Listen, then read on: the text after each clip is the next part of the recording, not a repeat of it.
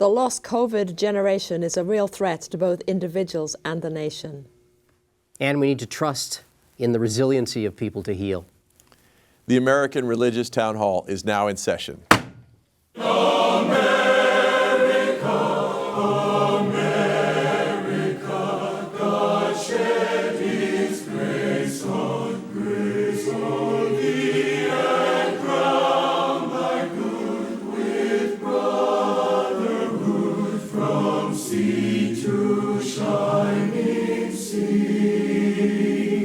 Welcome, friends, to the American Religious Town Hall meeting, where the discussion of religious, political, and social issues is meant to promote the cause of religious freedom and to help us better understand each other. And now, here's your host and moderator, Pastor Jerry Lutz. James Weingartner here, sitting in for Jerry Lutz. We're so glad you've joined us.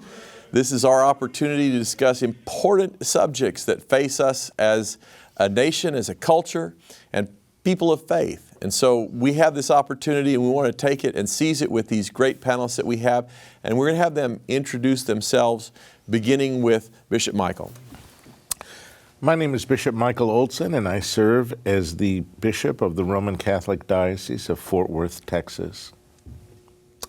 My name is Andrea Luxton. I am the president of Andrews University, which is in Berrien Springs, Michigan. We are affiliated with the Seventh-day Adventist Church. Hi, I'm Carl Trovall. I'm professor of ethics and history at Concordia University in Austin, Texas. Hi, I'm Tony Matthews, and I'm the senior pastor at North Garland Baptist Fellowship in Garland, Texas. People who are embedded in faith and education to discuss this important topic. In November of 2020, a report from UNICEF advertised a lost COVID generation, warning of significant and growing consequences for children from the COVID-19 pandemic. The reality of that danger has become even more evident as the pandemic's impact is understood more fully. Lack of socialization with the resulting feelings of increased isolation and anxiety, as well as suicide rates and increased incidences of suicide ideation and depression, have challenged children and young adults. In a national survey reported in Inside Higher Education in January 2021, 68% of college students said COVID-19 has somewhat or very negatively impacted their mental health. Perhaps the most devastating impact, however, has been with younger children whose families do not have the resources to support learning when schools have been closed. There are serious questions about whether some students will ever regain the lost educational ground of the last 18 months. One of the indications of the challenge is in applications to higher education. In the fall of 2020, community college enrollment declined by 9.4% nationwide, a loss of 600,000 students. Moreover, across all higher education sectors, applications from low-income applicants or those whose first generation has significantly dropped, while those from more stable education and financial environments seem to be experiencing a recovery. While the pandemic has been challenging to all children and young people, it has had an inequitable impact on those who are more disadvantaged, especially in the area of education. This can result in a lifelong negative impact, not just on those individuals but also on the nation. The panel is asked to consider at least the following questions. Number one, what tools do faith communities have to support this potential lost generation of children and youth? Two, are there long-term solutions to prevent the cycle of disadvantage particularly for those with low incomes at the time of crisis? And three, what can be done in communities to help this lost generation not suffer the impact of the pandemic for a lifetime? And should this even be a concern for churches and synagogues? And number four, do you agree that there even is a lost COVID generation? And we begin our discussion with Andrea. Thank you very much. Well, as an educator, you would not be surprised to know that I do think there is a lost generation. And I do think that the challenge to education over the last 18 months has been unparalleled, at least in recent history. I have a colleague who has been part of a task force for the federal government, and they've just been looking at the fallout that has taken place, particularly among the poorer communities. And what they are seeing is that children have just vanished. No, they went home, and no one's really seen from them after that. They have not had the capacity to connect, they have not had the resources to connect, and the schools have not had the resources to reach out and find where everyone has gone to. And that is one of the most significant groups we're talking about. Added to that, you have this level of anxiety that has happened just from young people having to suddenly change their frame of learning and finding that it's just extremely difficult to do, and they feel more isolated.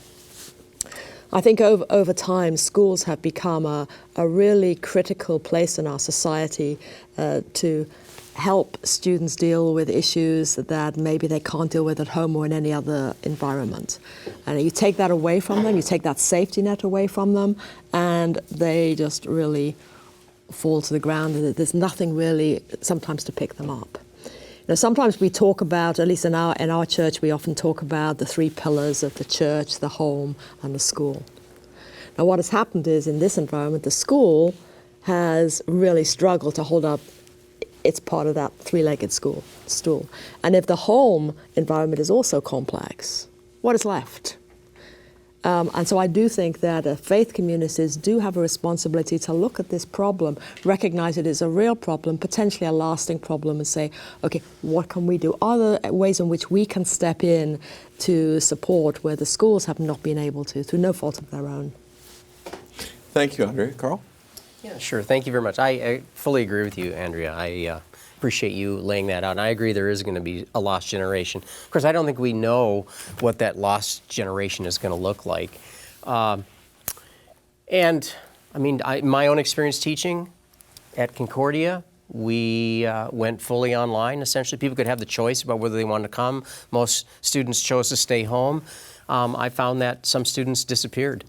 And other students were engaged, as frustrating as it can be, just going completely online. But in the course of those who were engaged, I found out that I have students who have lost fathers, brothers and sisters. They've lost friends. Not to mention the impact, I mean, all of that has, but then the impact just of the education. So there is clearly an issue that I think we need to address. And I think this is also why we also, at least as a faith-based university, Concordia really out of their Christian faith is attempting also to realize what is it that we can do to bring equity, right, to the students and their education, particularly people from disadvantaged backgrounds. And I think that's the one thing I kind of want to, I started by saying we need to trust in the resiliency of people to heal. This has been certainly a tragedy and a crisis, and we're going to have to bring the resources to bear to help us address it. But it isn't as if we can't get through it. I think that the mental health issues are far more significant than the learning issues, only because, I mean, learning is, right, what should a person know by a certain age? I mean, that's highly flexible in some ways, and I believe as lifelong learners, if you have here's the thing, you've got to have the resources, though, to do it, right? And so, but I do want to, I think that there's also resiliency there. And I think my last point that I want to make is that I hope that all of us who maybe are advantaged, middle class, upper class, realize that what our own kids have struggled with, the disadvantaged kids in other areas have struggled with this for years, and I think it's a silence there. Our society doesn't want to listen, and so this is a call that we need to think about education throughout at every level in our society. Dr. Tony? Yes, I think this is a very important topic, and my wife is a retired school teacher. She taught high school for 31 years, and then she went back into teaching after a year after retirement to work with refugee kids and to teach middle school. And I got to see firsthand the virtual learning when the pandemic hit, and at the height of the pandemic, and just how the kids, it was just really sad to see and to know that, as has been mentioned, that a lot of kids were missing in action. And you have 3 or 4 children in a household, in some households, with only one computer. And yet they have class scheduled at the same time. And those are realities that, I think a lot of people have seen, that, when you're dealing with communities that do not have the resources that other communities have, it creates a problem, a major problem when it comes to education. The resources are very important. I think the faith communities, the educational system, the mental health societies, we all need to somehow come together and have a game plan to assist with all kids, even kids who are privileged and kids who are, disadvantaged, and see how we can really train these kids. My wife was, my wife and I had it wasn't a disagreement, but I was saying, wow, taking, a kid that has 6 months, they miss school for 6 months, it seems like they would be able to catch up. My wife was really adamant. She said no. She and I believe her. She said when you get behind, in particular young children, when they get behind 4 or 5 months, it is very difficult to catch up. And so we have a situation. I don't know. I think I like what Carl said about the resiliency.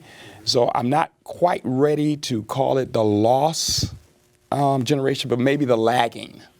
Maybe we're lagging a little bit, because I know we are resilient, but there's a major concern across the country about our kids and their education. And then another thing I'm thinking about, how far behind are we getting in comparison with other countries?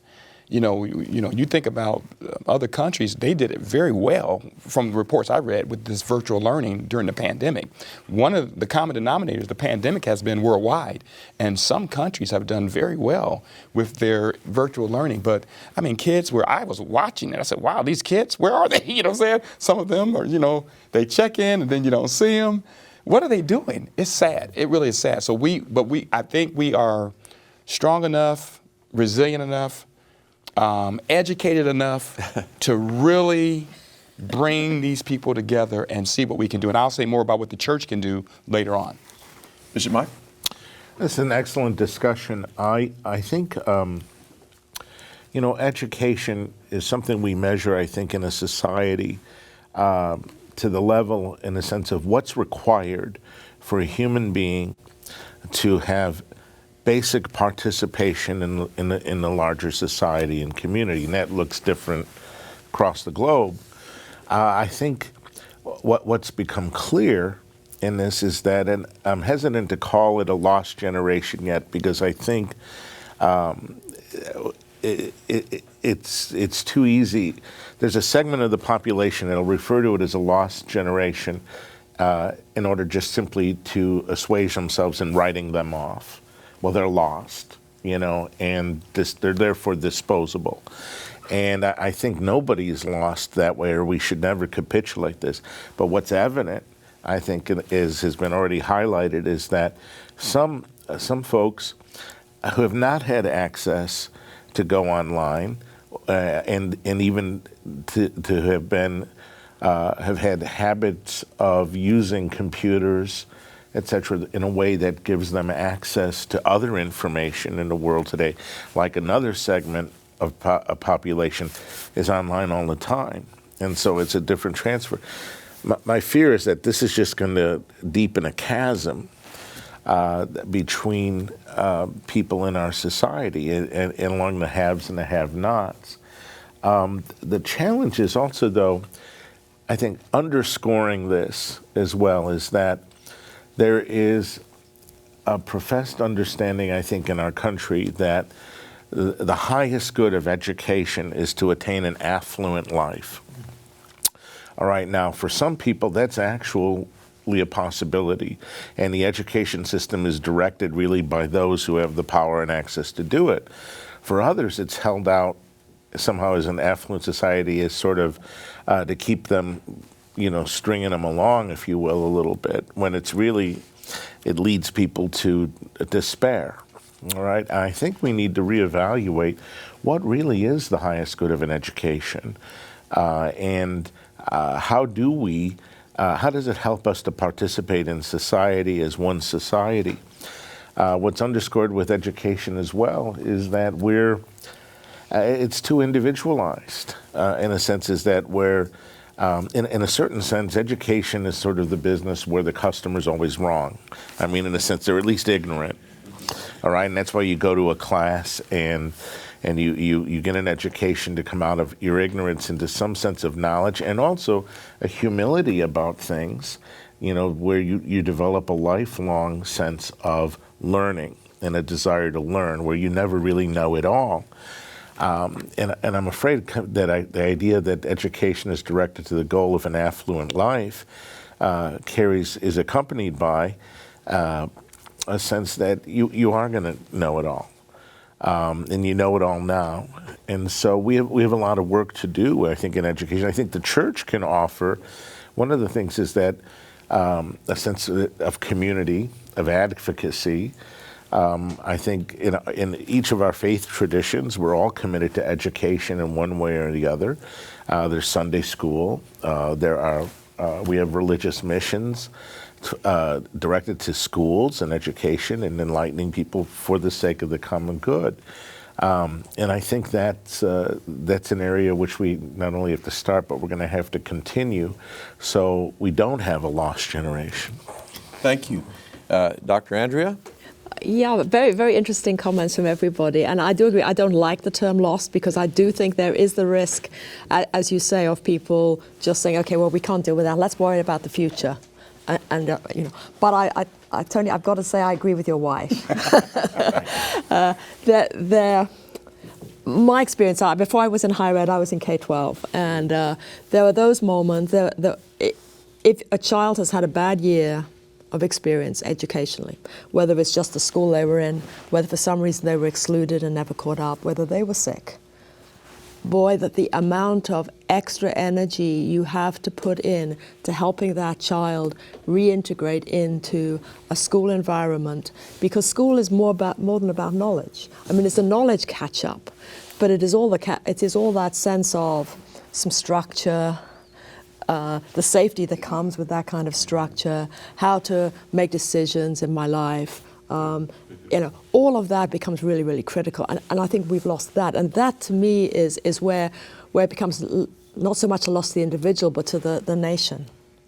So I don't want us to underestimate the fact that we, unless we act, we are going to have an increasing problem. Yes. Dr. Carl?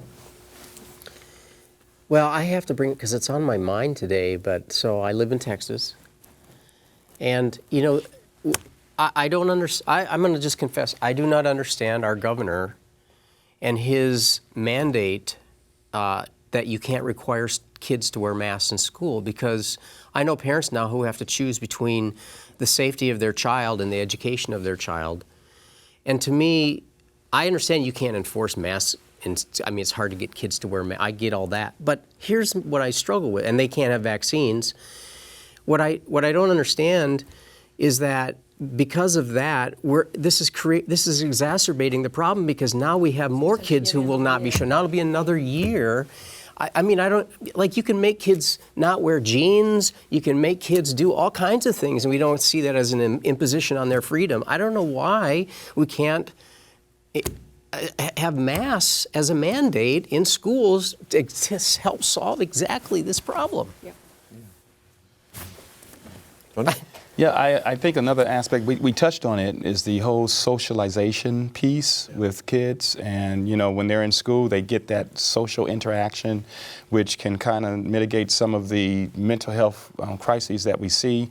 And I think that churches, one of the things churches can do, I would recommend strongly, is that, and I wish we would have done this, because when the pandemic first started, we did have some people who wanted to start some after-school tutoring and some schools inside the church, and we didn't do that. But I'll say more about that on the other side. All right, very good. Yeah, the socialization is an interesting question because there's a great debate on that. But once we socialize them, then to take away that socialization can be emotionally very stressful for the young people. And that's what we've done really this year. So last almost 2 years now we're coming up on. This is an important subject, and we're going to sum it up in just a minute. Let's go to a break. We hope you are enjoying today's program. If you would like to learn more about the American Religious Town Hall, please visit our website at americanreligious.org. That's americanreligious.org. There you can read about the mission and history of the program, learn about the Town Hall estates, and view past programs by clicking the appropriate menu buttons. Each week, Pastor Lutz looks forward to receiving your letters. You may write to him at the address shown on your screen. Send your letters to Pastor Jerry Lutz, American Religious Town Hall Meeting, P.O. Box 180118, Dallas, Texas 75218. That's Pastor Jerry Lutz, American Religious Town Hall Meeting, P.O. Box 180118, Dallas, Texas 75218. Thank you for writing, and thank you for watching.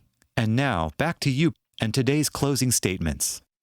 Welcome back. We really do want your comments, so please write, email, let us know, because we want this program to be relevant for you. And now our panelists will sum up their ideas.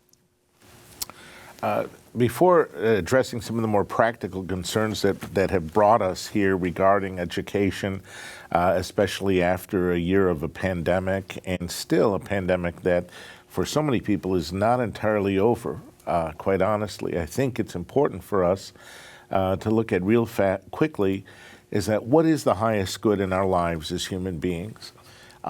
If the highest good is an affluent lifestyle, it's scoping an education that's going to diminish some of the higher things like art, like philosophy, like literature, and reduce everything to a practical urgency that really doesn't help us to be better human beings. It also then can numb other people and justify our exclusion of others from education. I think we need to look at, as people of religion, that what we bring to the table is a life and a purpose that is beyond and higher than just simply an affluent lifestyle. Thank you. I completely agree. I do believe that education's always been about moral education, right? As you said, for the sake of the common good. And I think that's the question. I mean, in this society, how is it that now the church, which is a particular institution, help the whole society?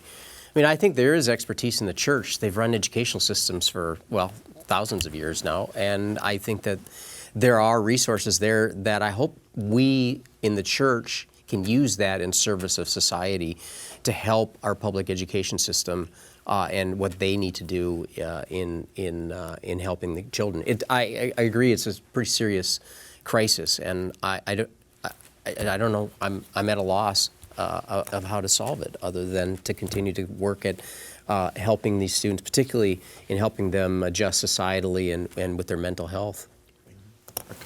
Yes, what I was saying on the other side is that I think churches can call retired teachers out of retirement and have them to volunteer to really capture that servant leadership and start some type of after-school program, tutoring programs that will afford socialization for the kids, and because there are still a lot of parents who are not sending their kids to school. I know some now who aren't going to do that. So I think the church can really step up and really offer some of these things, and really start some schools. We can start some schools. Try to, we had a school years ago at our church, but we closed it, and I really wish we would have kept that school open, because there are a lot of parents who are choosing not to send their kids back to school because of the masking requirements or lack thereof. And I just think the church should really step up, and we have a great opportunity. So I try to look at the good in things, and let's take advantage of where we are and do what we can. Okay. You know, I've been in higher education, and when everything hit us 18 months ago now, basically it was 100 decisions a day. How do you manage this? And everything was on the pragmatic management side of it. You've got to get it. How do we continue educating the best we possibly can? How do we help our employees keep their jobs? How do we? There's just so many. How do we? For now, and now we're coming into another academic year without the level of clarity we would like. And I think it's really important, first of all, for those of us in education and faith-based education, to make sure that along with the how do we recognize these decisions that we need to gather what has been lost in that last year that we didn't really have the energy and time to think about. I think that has to become our responsibility, and our strategies going forward is to gather the past as well as creating our future. I think the second thing is to going back to that grouping of families and churches and schools. I think that sense of us as a community coming together and kind of together saying, okay, where were the gaps? What are the gaps that have happened, and how can we together move towards trying to solve some of those gaps? Does it change the way that, you know, if we're too elitist in our systems, does it change the way we need to think about things right now? We have to expect that students may come into higher education without necessarily all the skills we normally expect they're going to have. How do we do that? How can we be flexible? I think our focus has to be really much on the service element here. You know, how do we serve our students, our populations, our communities in a way that recognizes there's been huge loss? Because this is a loss. This is one of the losses. There's been loss of families. There's been loss of life. There's been loss of so much, but there's also been a loss of stability and education, and it's something that I think we need to make sure we don't just lose too easily, and forget lost with the word lost. The charter of the American Religious Town Hall provides that Roman Catholics, Protestants, Jews, educators, and others may appear on this program and can declare their beliefs without hesitancy. And the rest of the members of the panel will uphold and guarantee that American right to all who will appear, irrespective of race or creed, so that the rest of the world can see that here in America we believe in civil and religious freedom not only in theory, but in reality. Now, friends, until next week at the same time and over the very same channel, the American Religious Town Hall meeting stands adjourned. May the God of all of us bless all of you.